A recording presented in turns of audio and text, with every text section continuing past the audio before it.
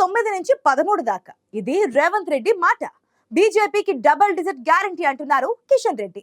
ఆ రెండు పార్టీల కంటే కారు పార్టీకి ఎక్కువ సీట్లు వస్తాయంటున్నారు కేటీఆర్.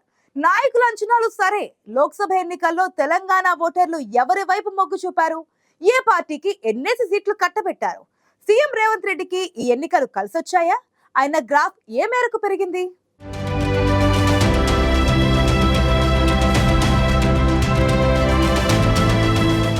5 నెలల క్రితం రాష్ట్రంలో జరిగిన అసెంబ్లీ ఎన్నికల్లో ఓటర్లు కాంగ్రెస్ పార్టీకి పట్టం కట్టారు. 63 అసెంబ్లీ స్థానాలు కట్టబెట్టి అధికారాన్ని ఇచ్చారు. ఎన్నికల ముందు 6 గ్యారంటీ హామీలను ప్రకటించింది కాంగ్రెస్. పార్టీ అగ్రనేతలు సోనియా గాంధీ, రాహుల్, ప్రియాంక, ఏఐసీసీ అధ్యక్షుడు మల్లికార్జున్ ఖర్గే చేతుల మీదుగా తుక్కుగూడ సభలో మేనిఫెస్టో విడుదల చేశారు.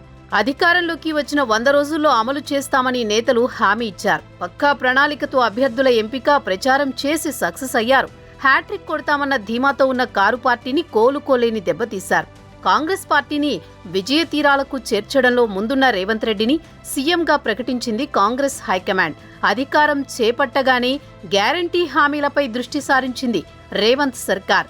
మొదట మహిళలకు ఆర్టీసీ బస్సుల్లో ఉచిత ప్రయాణం, రాజీవ్ ఆరోగ్యశ్రీ క్రింద 10 లక్షల ఉచిత వైద్య సేవలను ప్రారంభించింది.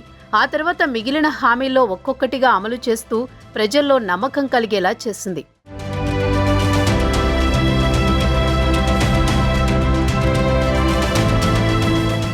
అసెంబ్లీ ఎన్నికలతో పాటే పార్లమెంట్ ఎన్నికలు ఒకేసారి నిర్వహిస్తే ఓటర్లలో కొంత మార్పు కనిపించే ఛాన్స్ ఉంటుంది. కానీ రాష్ట్రంలో ముందుగానే అసెంబ్లీ ఎన్నికలు రావడంతో ఆ అవకాశం లేకుండా పోయింది.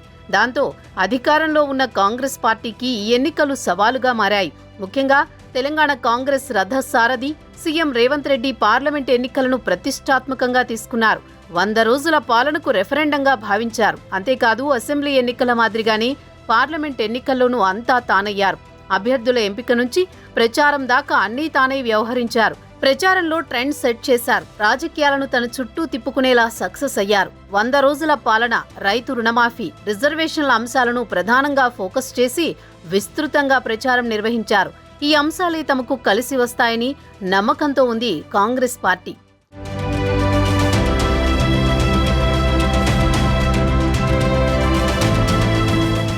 17 లోక్సభ సీట్లలో డబుల్ డిజిట్ స్థానాల్లో విజయం సాధిస్తామనే ధీమాతో ఉన్నారు తెలంగాణ కాంగ్రెస్ నేతలు. పార్టీ బలంగా ఉన్న ఖమ్మం, మహబూబాబాద్, వరంగల్, నల్గొండ, భువనగిరి, మహబూబ్ నగర్, పెద్దపల్లి స్థానాల్లో గెలుపు గ్యారంటీ అంటున్నారు. మిగిలిన వాటిల్లో కొన్ని స్థానాల్లో బీజేపీతో పోటీ ఉందని అంటున్నారు. బీఆర్ఎస్ ఎక్కడా పెద్దగా పోటీ ఇవ్వలేకపోయిందని చెబుతున్నారు.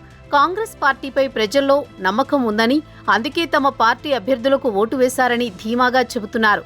వివిధ సర్వేల నుంచి అందిన ఫీడ్బ్యాక్ ప్రకారం ఊహించని ఫలితాలు వస్తాయని కాంగ్రెస్ అంచనాకు వచ్చింది.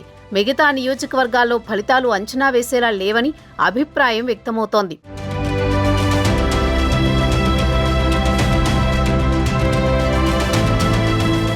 మొన్నటి అసెంబ్లీ ఎన్నికలతో పోలిస్తే పార్లమెంట్ ఎన్నికల్లో పోలింగ్ శాతం ఓవరాల్గా తగ్గింది. అయినప్పటికీ రాష్ట్ర వ్యాప్తంగా చాలా సెగ్మెంట్లలో కాంగ్రెస్ ఓట్ల శాతం పెరిగిందనే ధీమాతో ఉన్నారు ఆ పార్టీ నేతలు.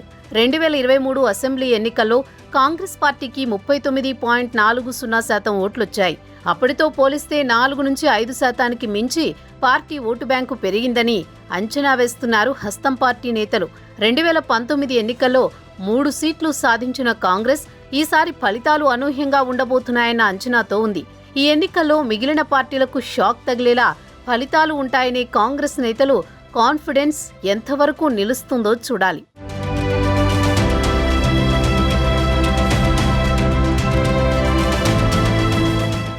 కాంగ్రెస్ కి 9 నుంచి 13 దాకా. ఇది రేవంత్ రెడ్డి మాట. బీజేపీకి డబుల్ డిజిట్ గ్యారంటీ అంటున్నారు కిషన్ రెడ్డి. ఆ రెండు పార్టీల కంటే కారు పార్టీకి ఎక్కువ సీట్లు వస్తాయంటున్నారు కేటీఆర్. నాయకుల అంచనాలు సరే, లోక్సభ ఎన్నికల్లో తెలంగాణ ఓటర్లు ఎవరి వైపు మొగ్గు చూపారు? ఏ పార్టీకి ఎన్నేసి సీట్లు కట్టబెట్టారు? సీఎం రేవంత్ రెడ్డికి ఈ ఎన్నికలు కలిసొచ్చాయా? ఆయన గ్రాఫ్ ఏ మేరకు పెరిగింది?